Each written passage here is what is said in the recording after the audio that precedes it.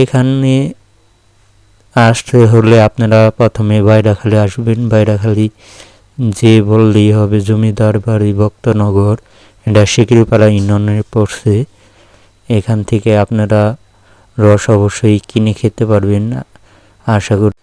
আসসালামু আলাইকুম গাইস, সবাই কেমন আছেন? আশা করি ভালো আছেন। আজকে চলে গেছি ভক্তনগর সকাল সকাল এই রস খাইতে। এটা হচ্ছে দাঁতপুর ব্রিজ। এখান থেকে ভিডিওটা শুরু করছি। যে পরিমাণ কুয়াশা পড়ছে সকালবেলায়, এই তো বলতে বলতে আয়া পড়ছি আমরা ভক্তনগর সেই জমিদার বাড়ি।